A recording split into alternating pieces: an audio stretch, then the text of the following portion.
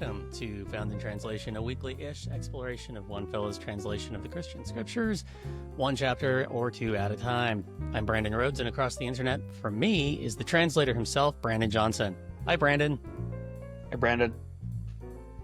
Good to see you this morning, and good to see also our returning guest co-host today, who is May Forrest Barnes. She, her pronouns are, she is writing at mayforrestbarnes.substack.com when she's not finishing up her doctoral studies. And you can listen to her at the Anarchodox podcast, which is on Apple Podcasts, Spotify, all the places. You'll have links in whatever notes of whatever app you're looking at on this. Hey, May, welcome back. Hey, thank you for having me back. It's been a minute, and I'm so glad to be back. This is one of my favorite podcasts to show up on because y'all are a delight, and Bible study is fun. And you never get a good enough chance to do it. During the week. It's always fun to do an extra bonus one when you can. So yeah, it's I dig it. I dig it. And what a jolly topic we get to explore today. Oh, Lord in heaven. We're gonna be talking about the hardest thing. Part where humanity done fucked up the hardest. Oh, it'll be fine. We'll fix it in post. It is the full. Or we are looking at the. God, that's what God did. Oh my gosh. Oh no. Okay. Sorry, my head. My theology just dropped. Well, I laughed so hard my headphones fell out. That was fun. Weird flex, but I dig it. Well, besides this new atonement theology we're riffing on, what's got your heart and mind buzzing these days? Like, are you ready to stop thinking about what you've been studying for your PhD, or what? Oh heavens, no! I've been thinking about it for long enough. I might as well, try to do some more of it. So my disability, my words go in an order, specifically in English, specifically in its grammar. I'm doing my PhD in theology and ethics, and my dissertation is over disability in the church, specifically how the church views disabled people through the lens of the image of God, and how it's kind of messed up in that it doesn't really apply the actual doctrine of the image of God to disabled people. What we do have is errors in aggregate of Augustine and his followers over the millennia, is how the image of God has been damaged or lost or malformed or all kinds of dubious words. And I don't really mess with that. I don't think that has been a helpful doctrine for the church to have. I want a more holistic, more healing doctrine of the image of God, because a lot of that stuff about it being damaged or deformed or lost isn't in the Bible. Augustine was just kind of making it up off the dome, and then Luther even went further. And I'm like, homie, you are literally rewriting the books at this point, because it's not what the text says. Sola Scriptura, right?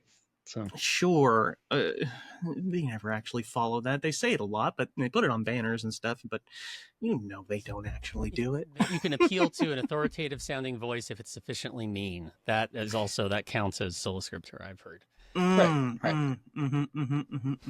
Well, I'm trying to fix that because the church is historically not the greatest when it comes to disabled people. We have great PR in Jesus, and then we dropped the ball for 2,000 years. 2,000 millennia. Good Lord, that's a long time.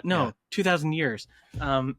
So I'm like, let's actually look at what Jesus did, how Jesus did ministry with disabled people and not at disabled people, and fix our churches so that we partner with and do ministry with disabled folks.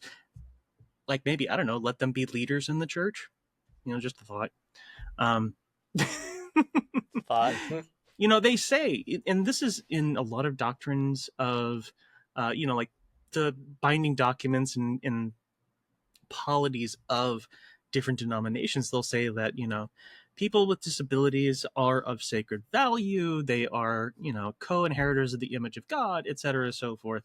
And they have all these things in their documents. And then they go to the Supreme Court and they lobby against the ADA and say, no, we're actually exempt. And they passed the Americans with Disabilities Act so that churches are exempt from having to enforce ADA regulations.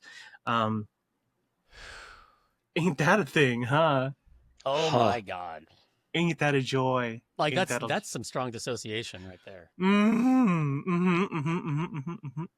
So, that's part of it. Another one is a court case called Hosanna Tabor. Well, it's named after a school. It was a Lutheran school, in which they fired a disabled person. She had narcolepsy. And the person sued the school saying, hey, you fired me because I have a disability. And the Supreme Court decided, actually, there is an exemption for churches in hiring and firing of disabled people. As long as they are considered a pastor, then you can hire and fire at will, because the court cannot rule on who a church can call a pastor. Wow. Okay. Fun stuff. Yeah. And so I go to town. I take them to tax, I try not to leave any prisoners because that's messed up and the church needs to fix it. And it starts with going back into their theology and figuring this stuff out and how they apply the image of God to people who simply are disabled. It's not a negative thing. It just is a neutral statement to say that you have a disability. But the church has fumbled the ball so many times. They don't know what to do. So the first step to doing that is make more disabled leaders in your churches. At least that's my philosophy. I mean, it's a good one. But then obviously I'm doing a podcast now, so I get all those kinds of academic jollies out and have fun with theology and politics and all that kind of fun stuff. I've heard that you guys like the podcast as well. It's called Anarchodox. I do it with my buddy Bill. We're both real silly. We're both goobers, and we like having fun talking about stuff we love. Awesome. Question I realized I should have been asking every guest this season at the beginning is, how are you finding grounding and resilience these days? It's a light question, but I'm like craving what the hell is working for other people, Well, I started a podcast about it. So, that's okay too. That's helpful. I did start a podcast about it. That's helping. I have really been leaning on family. I've been really leaning on friendships, what community I have. That's really the only thing that's going to get us through is community and solidarity with each other, because that's all that's ever saved us in the past. And that's all that's going to save us now is forming and finding community, wherever it might be, with whoever it might be with. I know that's probably a kind of a cheesy answer, but it's the honest truth. I've also been reading a lot of good semi-revolutionary works. I read The Dispossessed by Ursula K. Le Guin recently. If you guys ever heard of that book? I've read it. I'm familiar with her. Yeah. It's so good. I would require it as reading if I was doing a literature class. Ursula K. Le Guin. We're a fan. Yeah. Absolutely. Can't go wrong. Yeah, can't go wrong. Well, let's move towards the text. So, everybody, we are talking about Matthew chapter 27, and as with all episodes this season, we are doing that through a particular focus on reading it from a context of authoritarianism in the United States as a text against authoritarianism everywhere, written under imperial occupation and among neighbors still, and by people still trying to detangle themselves from domination games. So if you haven't had a chance to read Brandon's Liberation and Inclusion translation, We're going to have it up on the screen soon. If you're watching this, if you're listening, there's a link in the episode notes for how to read it at litbible.net. Actually, the URL is litbible.net/Matthew-27. He keeps it easy for us. Also, don't sleep on the footnotes. There's all kinds of pretty good nerdery in there. So see you in a second. Okay, everybody, welcome back. We are going to start on verse 11. Brandon, give us a reading. Spit us a verse, drop some knowledge. Then Jesus was made to stand before the governor, and the governor asked him, "Are you the king of the Judeans?" "If you say so," Jesus stated. But while he was being accused by the lead priests and elders, he did not respond at all. Then Pilate said to him, "Don't you hear how much they're testifying against you?" But he did not respond to a single word, which impressed the governor very much. The governor had a custom to release one prisoner to the crowd during the feast, whomever they wanted. At that time, they were holding a notorious prisoner called Jesus Barabbas. So after they had gathered, Pilate said to them, "Whom do you want me to release for you? Jesus the one called Barabbas, or Jesus the one called Messiah?" Since he knew they had handed him over out of spite. While he was sitting on the judge's seat, his wife sent him a message. "Have nothing to do with that innocent man, because I've been deeply affected by a nightmare about him today." But the lead priests and elders persuaded the crowds to ask for Barabbas and have Jesus put to death. So when the governor asked them, "Which of the two do you want released for you?" they said, "Barabbas." "Then what should I do with the Jesus who is being called Messiah?" Pilate said to them. Everyone answered, "Crucify him." "Why?" he asked. "What has he done wrong?" But they shouted overwhelmingly, "Crucify him." When Pilate saw that he was gaining nothing, but instead it was turning into a riot, he got water and washed his hands for the crowd to see, and said, "I am innocent of this man's blood. You can deal with it." All the people responded, "His blood is on us and on our children." Then he released Barabbas for them, but he had Jesus whipped and handed him over to be crucified. After that, the governor's soldiers took Jesus to their headquarters and gathered the whole cohort around him. They stripped him and put a scarlet cloak on him, and they braided a crown from thorn bushes and put it on his head. They put a reed staff in his right hand and knelt in front of him and mocked him, saying, "Greetings, King of the Judeans." Then they spat on him and took the reed staff and repeatedly beat him over the head with it. After they had mocked him, they stripped the cloak off him, put his clothes on him, and led him away to crucify him. The word of the Lord. Thanks be to God. Yeah. Pilate is a fascinating figure because he is a good villain. Mm-hmm. He is a coward. He does not want to be here. He does not want to be a part of this. And he does everything to make this go away.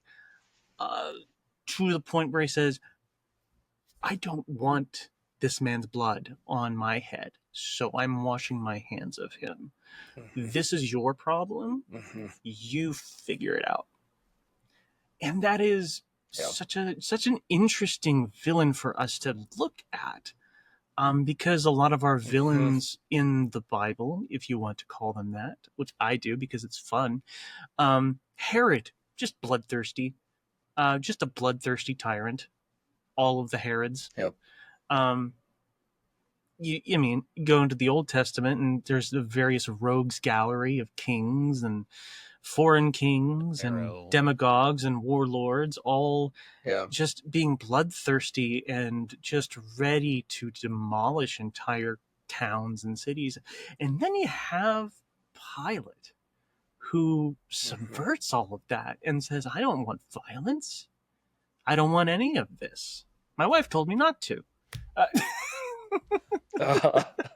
Which is great. I love. Look at him listening to women. Right? Believe all women.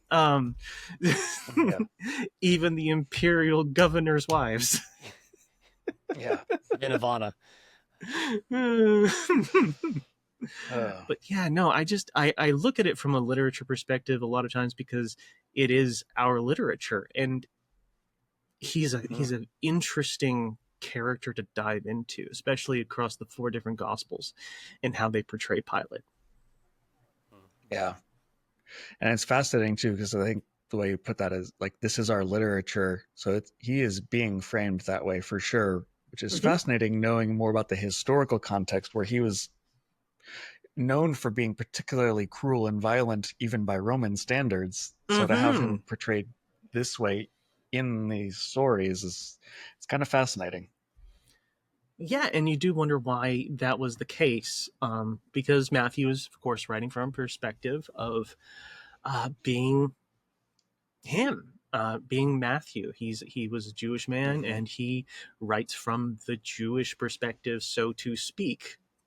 And being from that perspective, he's like, no, this Jesus's death was very much a result of our work as much as it is the Romans. And this is unfortunately where a lot of antisemitism gets imputed upon the Bible.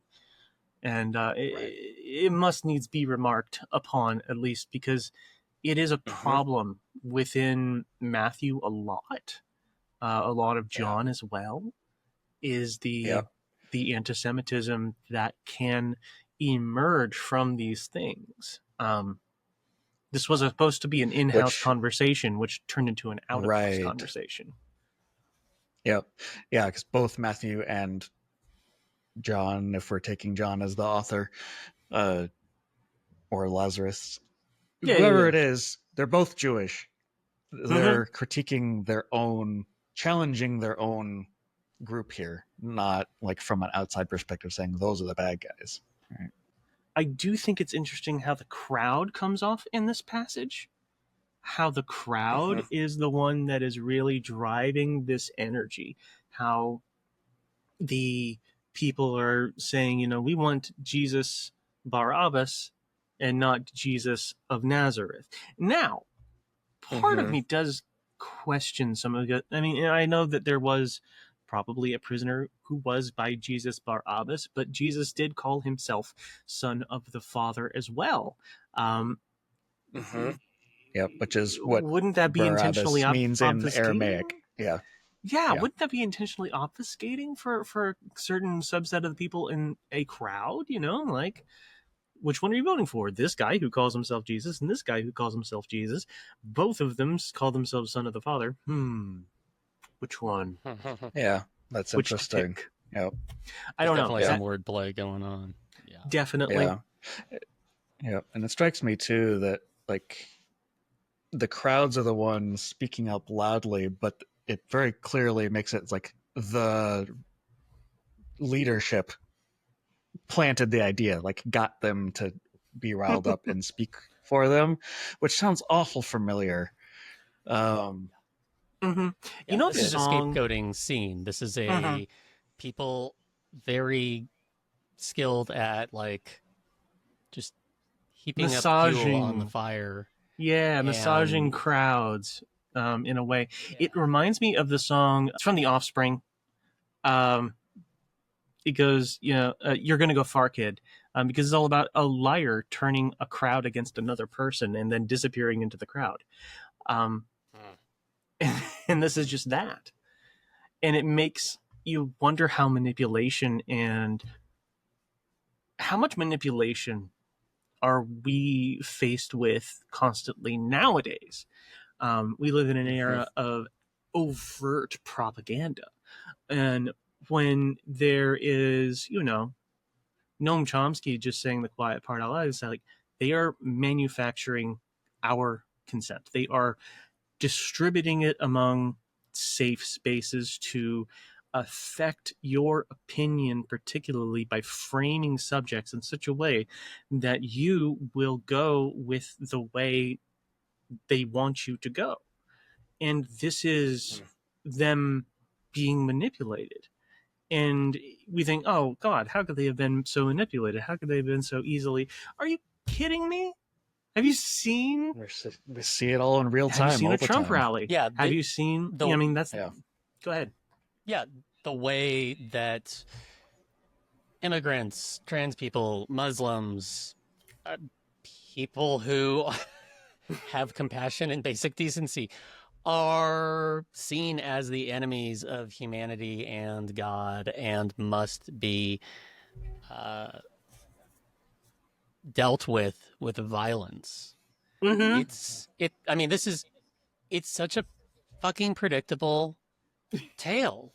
Like, we've talked about this like last couple episodes with Jesus talking about sort of these things he's telling about, coded ways of talking about his own vindication and the destruction of the temple, and that's where nationalism takes you, especially with violence. As like, it's not about the end of the world; it's about at the like recurrence of the end of the world as we know it. In as you live in resistance to empire and fascism, these dickheads are going to keep on popping up throughout history. Like Brueggemann says, you meet one pharaoh, you meet them all, right? And like, it's so this story that we get here is the most up close court scene that we get in all of the canon, and it's such a window into all the different components, or many of the components, that fall into and exploit the vulnerable. Pilate, who's already, like you all are saying, a bloodthirsty punk, he is, having seen Jesus come into town in kind of a royalty pageant, is a little alarmed. It's approaching this high holy day of the entire city that he is supposed to be dominating. He doesn't want shit to go sideways. He feels screwed either way, and he has no problem taking blood normally. So he's performing in a way to sort of tee up these other people who were expecting him to be doing it. So they all point to the crowd and get them to. It's unsettling how common all of these things are. I mean, with Pilate, we get the banality of evil, really. It's like, oh yeah, his cowardice makes him just say, like, you guys want to do it? Yep. I'll supply the wood. Yep. The people gave me a mandate. I'll give them what they want. No, I'm not saying this. People are saying this. This is them. This is all them. Right. I'm not. Yeah. People are saying it. Many people are saying this. Just imagining with many hand signals. People are saying this. Yeah. Let me wash the hands. Exactly. It needs to be smaller hands. People are saying. Oh Lord. But yeah, it's speaking as one of those marginalized people that they do love to say, like, we need to eradicate. It doesn't feel great being in America right now. I am trans, for those who don't know. I am a trans woman, and this is something me and several of my other, fellow trans folks have really had to hammer home to people, is that we are the tip of the spear, in that we are the wedge that will divide everybody. The way they are using us is using us to divide and conquer, because it's working. It has worked, and it will work, because there are so very few of us. We are less than 1% of the population. Now, as far as a percentage goes, 1 out of 900, 1 out of 100 people might be trans. That still equals several 100,000 to 1 million of people in this country alone. But compare that to however many 100 millions of people are in this country already, that is a vanishingly small population. And what do you do with a small population that already has a lot of stigma against them? Well, you can weaponize it.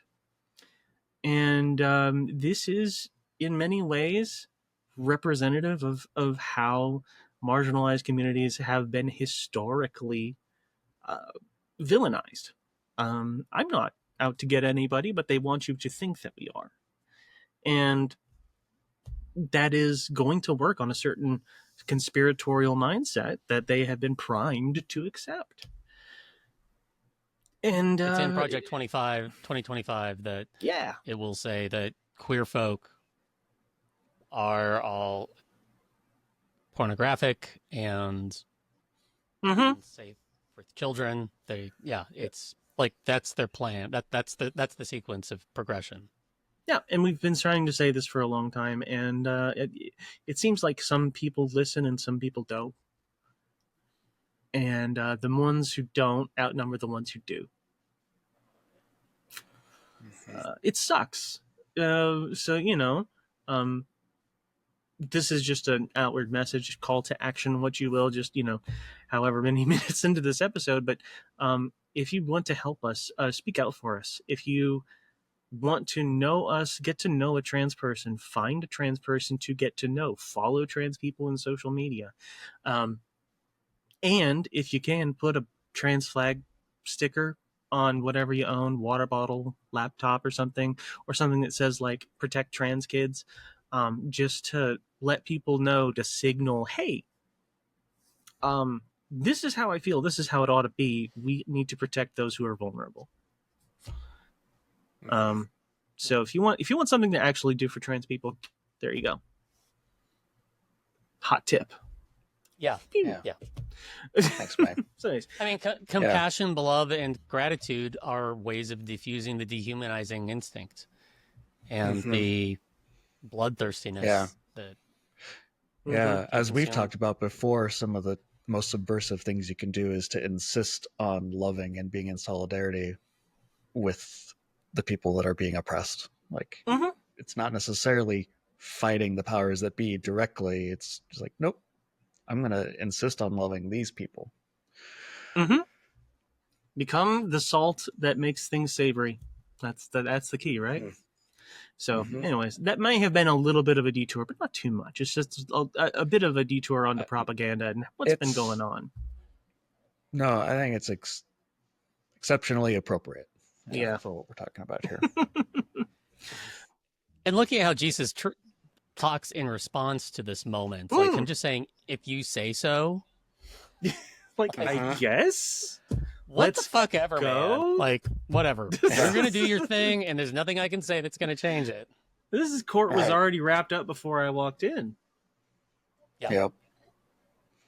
It's all theater, and he knows it's theater, and so he's like, fine, I guess. Yeah. I'm not going to play my part in it, so just do what you're going to do. Yeah. I won't be your precious fighting rebel. I will just be me.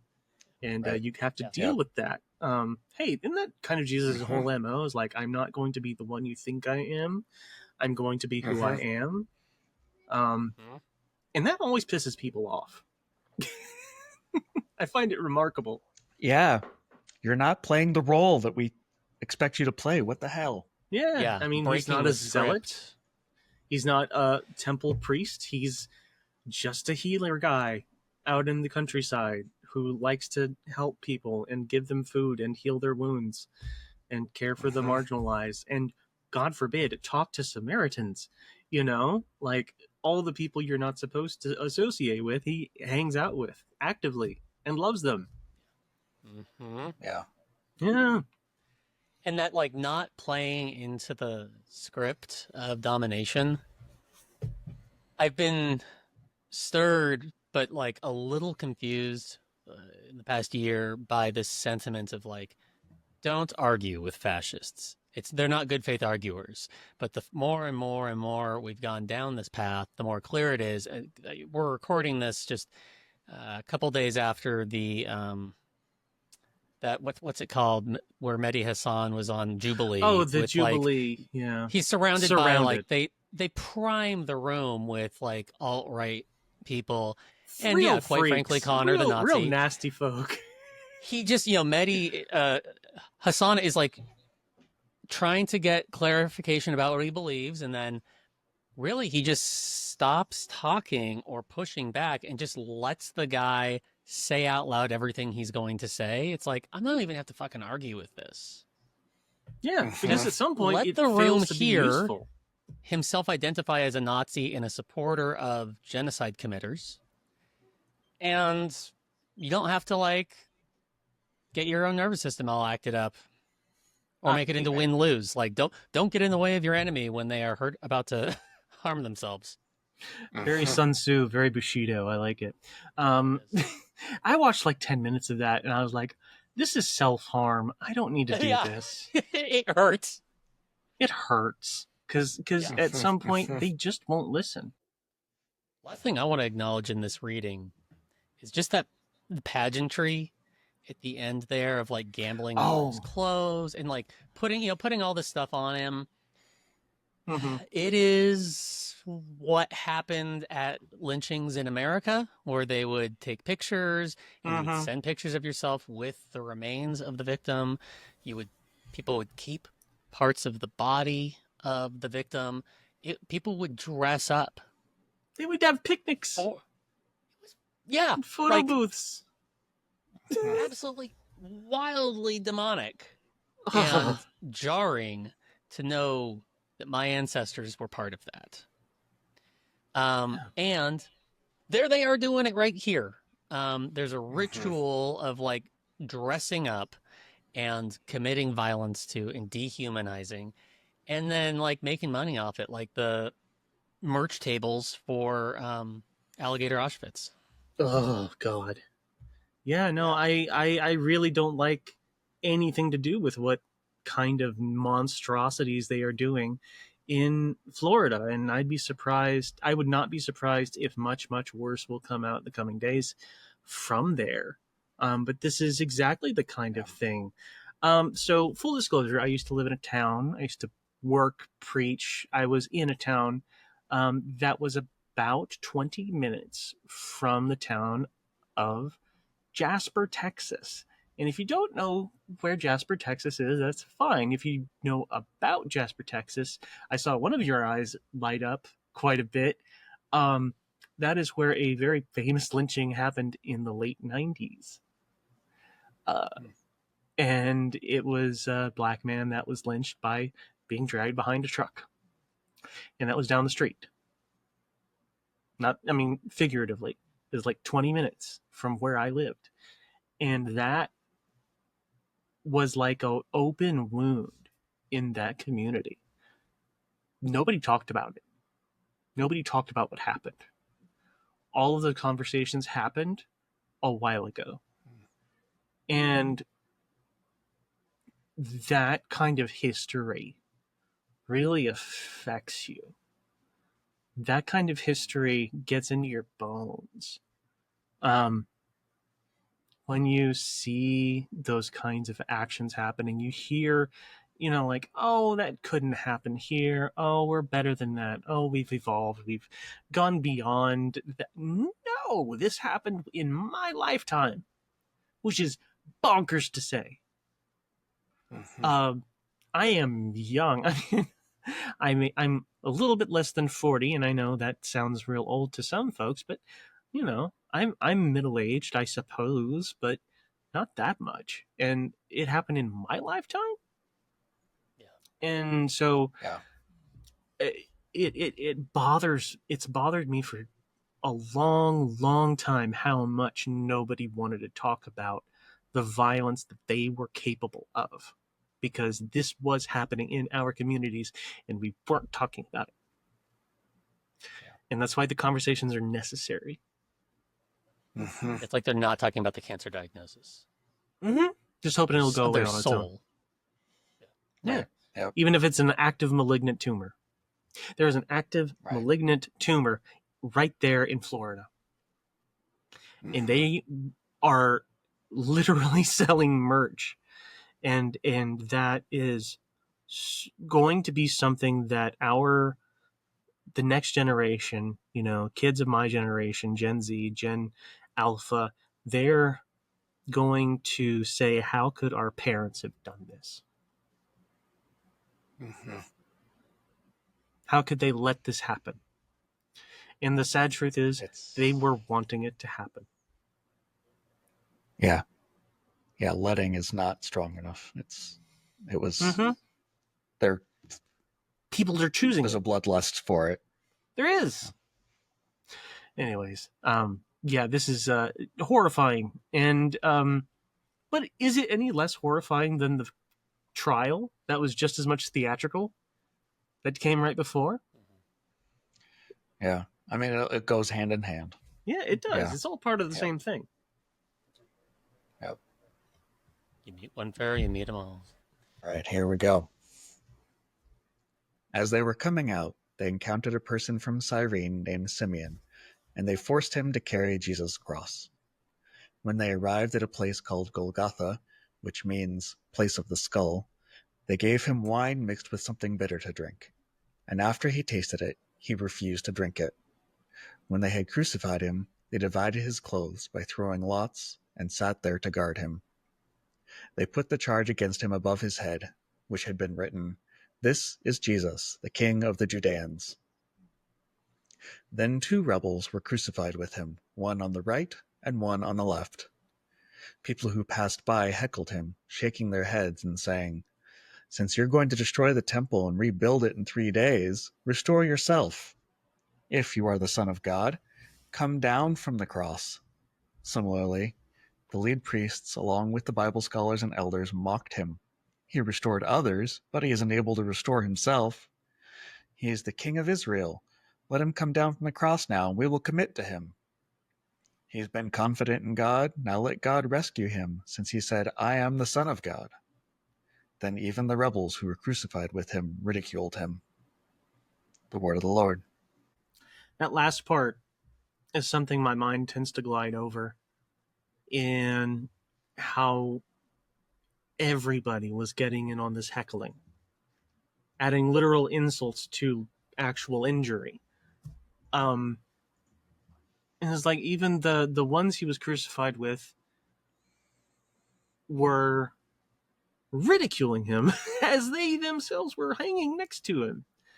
And I do find it interesting you translated them as rebels, as opposed to what they are usually translated as, like usually thieves or criminals or something like that. Thieves or criminals, yeah. No, these are insurrectionists, rebels. Yeah, I mean, that's the kind of people that Rome crucified. And that's what Jesus is being crucified for, is being supposedly an insurrectionist. Calling yourself a king that's not endorsed by Rome is treason. Like, that is who these people are too. Doesn't matter how you describe this new kind of king. Herod hears king, he thinks, "Oh, great, another one." Right. It's like, who is the next contestant? Right. And they're, of course, mocking him as the false Messiah. You know, you say you're the Son of God, get down already then. You know, heal thyself. Right. Yeah. Now, that's what I always learned, it is heal thyself, but restore yourself. Yeah, no, restore yourself to the crown. Get up on that throne. Yeah. Big man. Yeah. Yeah, this is interesting that the word for restore, that can also be translated as heal, is the word that is most commonly typically translated as save. Like, to be saved. In other places, I translate it as liberate, which could work here too. But it's the sense of, it's not about, this word gets used so many times that it's not about like going to heaven when you die, right? Like, that's clearly not what it's talking about here. No. This is fix yourself, you know? Yeah, kings don't get crucified. You say you're the Son of God, being a title for a king, a regnant. Right. You say you're the king. Look around, read the room. You're being tortured to death. Yep. Like, you're dying next to us. yeah. It's not like you say you're divine. Like, they seem to be saying something more. Son of God is a Caesar title. Yeah, exactly. Yeah. It's a Caesar title. It's a Davidic title. He's not being crucified for like making a metaphysical claim about himself. They're not mocking him for that. They are making a very political jape. Mm-hmm. And Yep. it's like so consistent with that authoritarian instinct of like an absolute indifference towards the cruelty and suffering that's happening in front of them. For them, this is another first down. This is another slap your buddy on the back moment. And to spit on those who are already spat upon and bleeding. And then getting the ones that are also bleeding to spit on the other guy. Yeah. Oh my God. And Right. that is how authoritarianism does its, Yeah. sometimes its worst is just getting like already oppressed people to go, hang on, the immigrants are the ones taking the jobs from us. Oh, they're the ones contaminating our culture. It's like, no, it's the fucking owners and billionaires. It's the guy in the big nothing C. new under the sun. Yeah. No, we've been doing this. We've been doing this for so long. We are so practiced in it, but we will often eat our own before we will look at the ones who are doing the real crimes right in front of us. And I was saying that, Pilate is portrayed as a coward here, but as is the statement of fact and the public record, he was a bloodthirsty, brutal, and violent governor who killed countless people. His red ledger is, several volumes thick. And here we have, you think you're a king? Who have you killed? You're so powerful. Get off the cross. Yeah, kings stage your rebellion. Do the killing. They don't get killed. Yeah. They may lead the troops, but they are safely behind the lines here. Right. And you're right here, which means something's not adding up. There's a disconnect. Brandon, there's a lot of prophecies in this stretch here. Lord. Was there anything that you caught as you were doing the translating, or as you've reflected on it since? Yeah, I mean, nothing about like word choices exactly like fell into place, but it's more like kind of thinking through what is the point of including all these prophetic fulfillments is a question worth asking. Because how I grew up was that every time there was a Hebrew Bible prophecy fulfilled by Jesus, that was just another proof that Jesus is God, that Jesus is the Messiah, that all the other religions are wrong. We got it right. Slam dunk. So we know what we're talking about, and everyone else is just dumb. And here's all the proof. And if you can't see the proof, then it's just because you're refusing to see it, right? See, and this is where I lean back on my literary instincts, because this is how Matthew talks. This is, of course, the Gospels were written to be read to people. People didn't sit down to read Matthew. Reading was a public activity to be read to other people. And this is what people talked like in synagogues. Rabbis would quote scripture, all the live long day. They would cite their sources. And this is Matthew citing his sources. That's him saying, I've done the homework. And so you should probably pay attention to what's going on here, because this isn't anything that we haven't said before. This is a continuation of that story. It's him saying, this is the significance of what's happening now, not Isaiah had Jesus in mind when he was writing, right? Like, which he didn't. No, not at all. But tell that to your average evangelical pastor, and then they'll rain fire upon your head. Ask me how I know. But this is just thinking of how literature of this style was done. This was done as a letter to the churches. This was done to be read in public. And this was an in-house conversation among fellow Jews who would be familiar with the Torah and the prophets. And all of this would seem familiar, so it feels right at home with those previous texts. One of the clearest places where it's assumed that you know the context of the sections that are being quoted too. and that adds all the meaning without having to make it super explicit. Like one of the clearest examples of that is in the flipping tables story, where Jesus quotes, made it supposed to be a house of prayer, made it a den of robbers. And it's like these phrases that are taken from these other passages that when you read them in context, it suddenly shifts how you understand what Jesus is communicating there. If all it is people are supposed to pray here, but you're taking people's money, that's true. That is literally what's happening. But he's trying to say that the fact that that's happening points to something bigger. Mm-hmm. And you have to know the context of those quotations to know what that bigger thing is. And that's what's happening here too. Yeah, or else you wind up wandering back into antisemitism town, which is easy to do. Right. Right.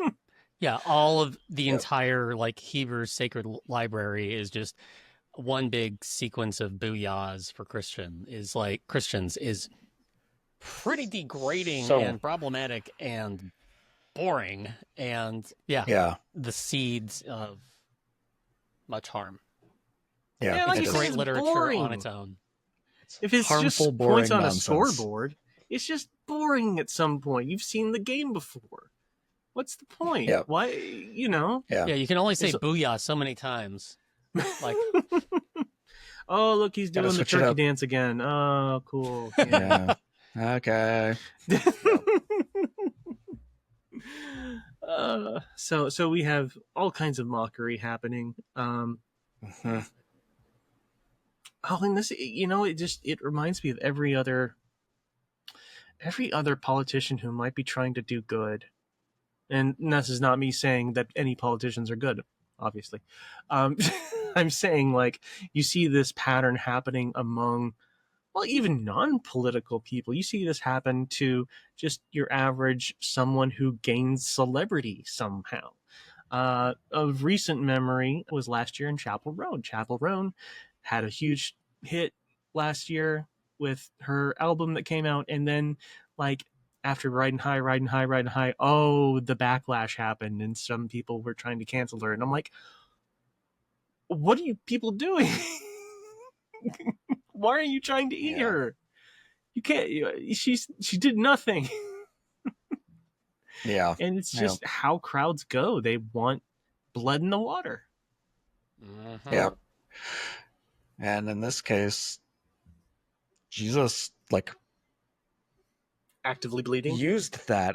He's actively bleeding. He provoked it in a way. He called it out, knowing that this would happen. So he's not necessarily I want this to happen, but he knowingly chose to move toward it. Which begs the question of why? Mm-hmm. Why would he do that? And I think the next section hints at that, especially when you connect it back to chapter 24. So let's read it, and then we can talk about that. Darkness fell over all the land from noon until mid-afternoon. Then at around mid-afternoon, Jesus shouted out with a loud voice, Eli, Eli, lema sabachthani, which means, my God, why have you deserted me? When some of the people standing there heard it, they said, this man is calling for Elijah. Immediately, one of them ran and got a sponge filled with sour wine, put it on a reed, and gave it to him to drink. But the rest said, leave him alone. Let's see if Elijah will come restore him. Then, yelling with a loud voice, Jesus released the life breath.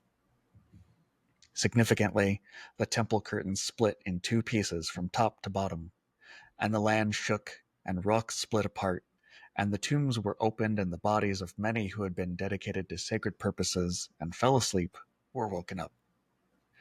After they came out of the graves, and after Jesus was woken up, they went into the sacred city and were shown to many people. When the Roman officer and the soldiers with him who were guarding Jesus saw the earthquake and everything that was happening, they were terrified and said, this truly was the Son of God. The word of the Lord. Thanks be to God. What a weird passage. So weird. I'm just because like pretty much- listening. I read it several times before coming on, and I'm like, okay, I've been through, like the last words of Christ. This is important. This is good.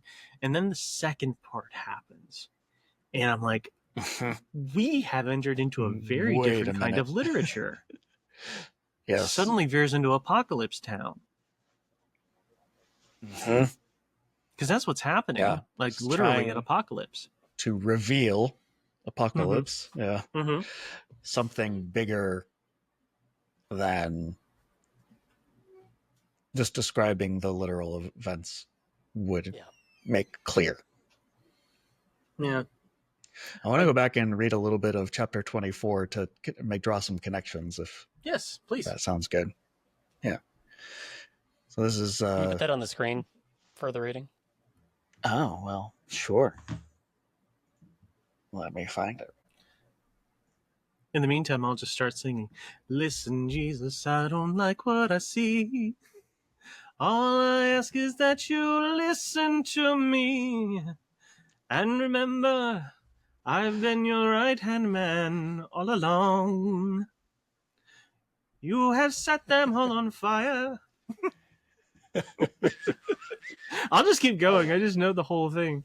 No, we need like intermission music now for Yeah. like as we're setting things up on the screen. It's just saying now May. Da, da, da, da, da, da. Live at the Apollo.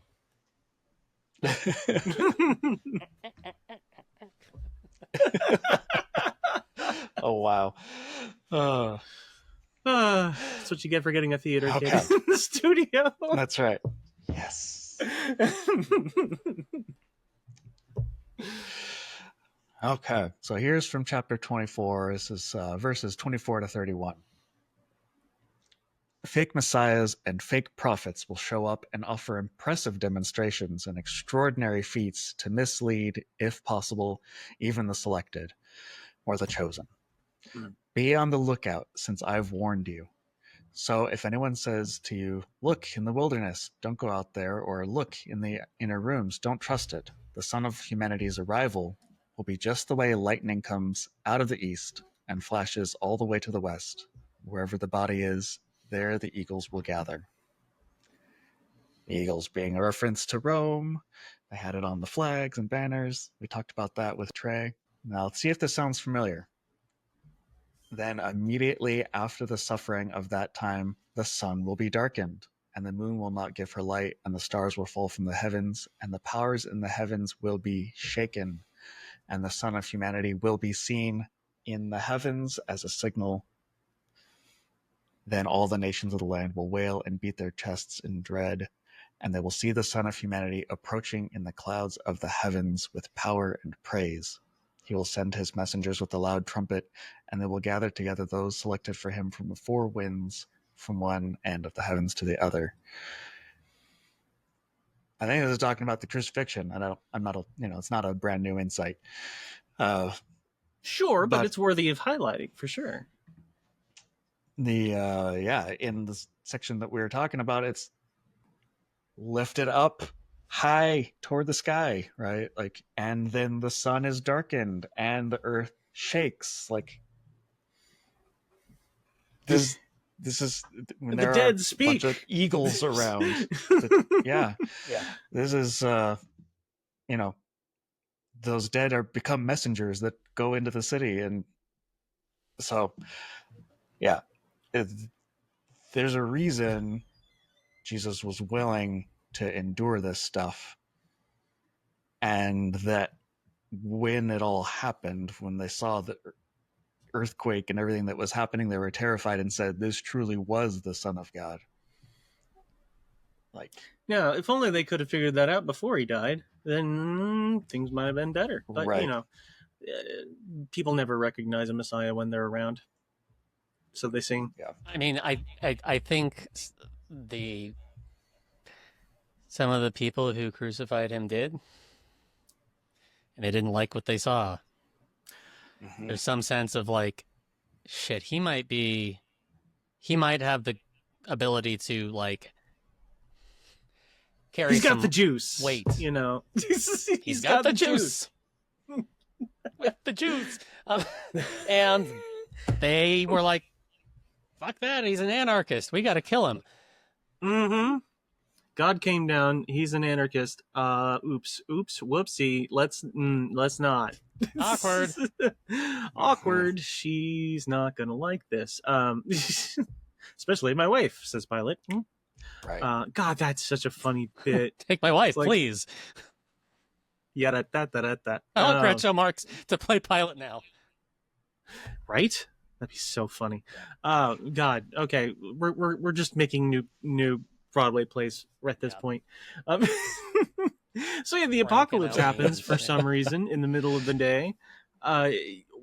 Wild shift in literature from one thing being narrative to then apocalyptic. And I'm sure that this was largely figurative in some ways, as Matthew saying, hey, cosmic stuff just happened. This was of cosmic importance. And people only afterwards will understand this was a cosmically important thing that happened. It is always only in hindsight that we realize these kinds of things are of importance, because otherwise we will miss them, because people tend to not notice those kinds of things. We are kind of mundane, and often our minds will not really grasp what kind it is. It's kind of almost cosmic horror. It's like, looking upon the face of God like Moses did, and not registering and not being able to understand and perceive it. And, these kinds of things, that is who Jesus was. And he was right there in front of them, and people didn't perceive it. Yeah. It takes someone who's especially perceptive and tuned in to point it out often. Prophets, another name for prophets in the Hebrew Bible is a seer, someone who can really see and then share what they've seen. Right. And then you get like Ezekiel and stuff talking about, I saw blank, blank, blank, right? Like that's what's happening. And this is what Matthew is serving as a prophet. Like, this is the bigger picture of what I saw. I want you to see it too. They see the depth of dimension of what's happening, and helpfully help us mythologize it, make meaning out of it. So why, you said in wanting to read that bit from 24, like the kind of lead up to that for you was, why did he choose such a shameful death? Why did he choose, at some level, seem to be choosing this, Jesus? Right. Yeah, exactly what they're mocking him about is claiming to be the Messiah, the Son of God, the King, the person who has the glory, right? But the way he does that is completely the opposite of how everyone else does it. And so choosing to lose was on purpose. Because it's all a piece of the kind of gospel he was giving them, the kind of good news that he was giving them, the kind of gospel that Mary gave them when she announced him, with the Magnificat. The powerful will be laid low and the poor will be upraised. This is the entire narrative all the way through. And so it only makes sense that Jesus would die in the most shameful way possible, because he's been trying to tell them he was going to die in a shameful way, in modeling shameful ways of service to others as the way they ought to love one another, in ways that break the shame-honored binary. He is in many ways trying to break binaries. And this is something that only later would they really pick up on, when, you read in Galatians, there is no Jew nor Greek, there is no male nor female, there is only all are one in Christ. I'm Yep. butchering that passage, but it's you know the one I'm talking about. Yep. We know the one. Yep. You know the one. It's something that has been all too clear, is that people really they get uncomfortable when you upset the perceived natural order of things. And Right. Jesus trying to get them to see that what order we have is not natural upsets people. What order we have is unnatural. Yeah. It's set up by powerful people, not the way things are meant to be. Right. Yeah. And I mean, Pilate is just a man. Caesar, just a man.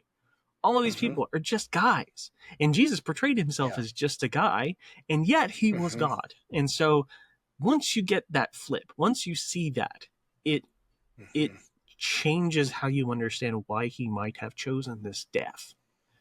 And the way he chose to, like, I'm just going to speak the truth. I'm just going to love people. I'm going to call out harm when I see it.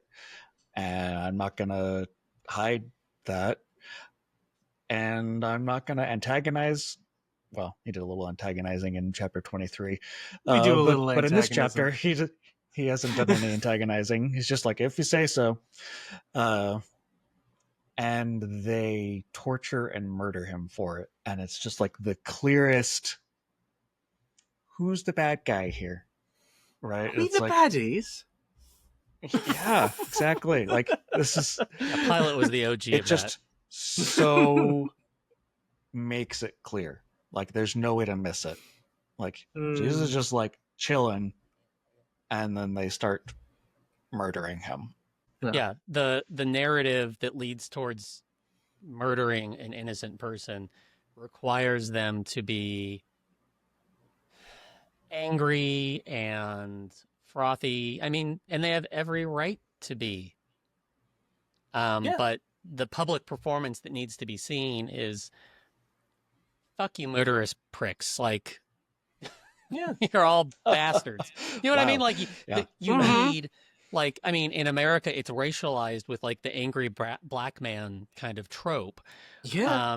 Or the slightest bit of anger from a black man is justification to most white people for police violence.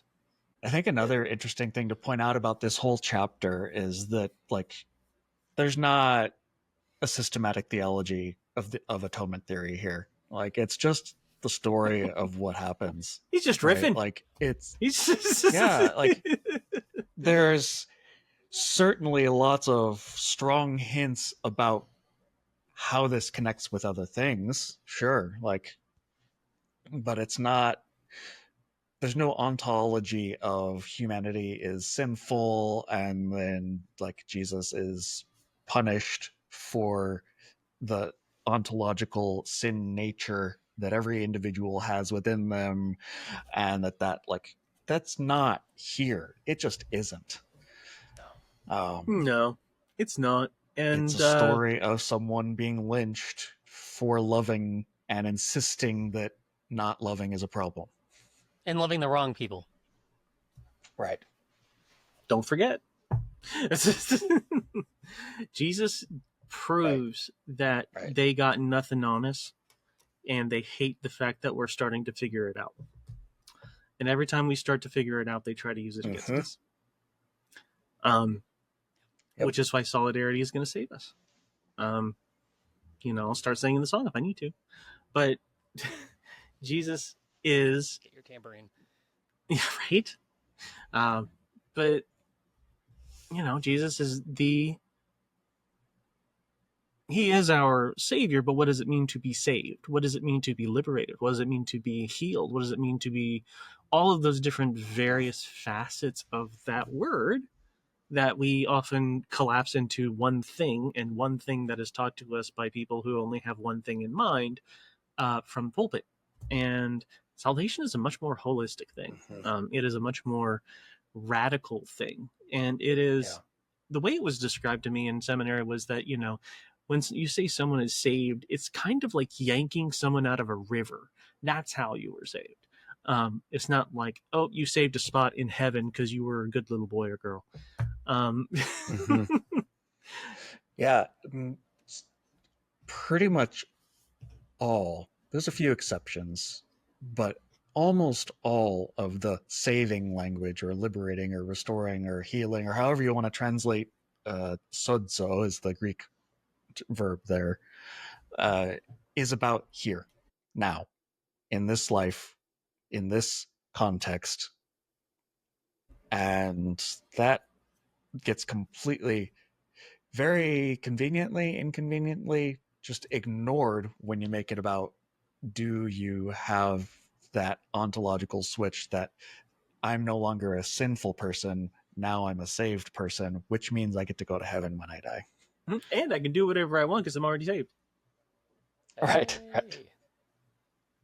You know, that's a clever clause they've figured out. That's not how it works. Everything that Jesus said is something that was going on contemporarily, and it is continuing to be a contemporary thing. Even apocalypse is a contemporary type of thing because it speaks about, Right.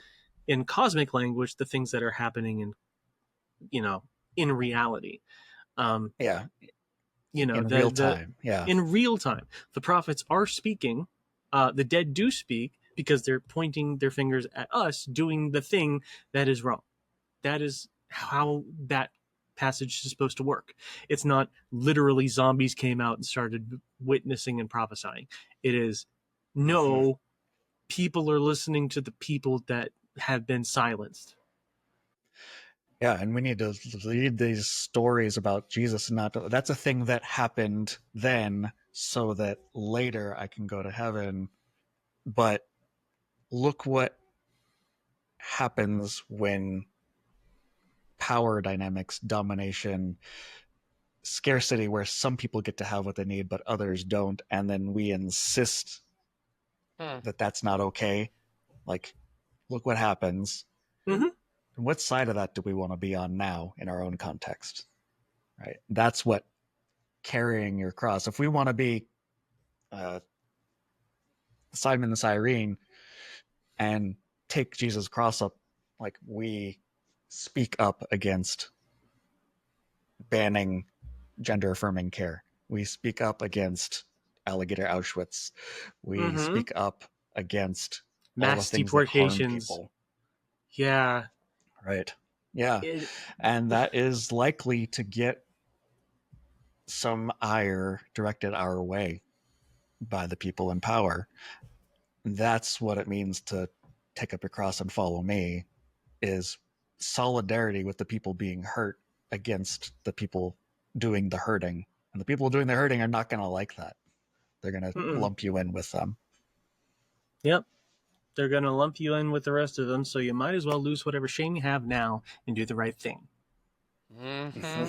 Respectability is a losing game, is something that has been remarkably prescient for me to really ingest into my theology.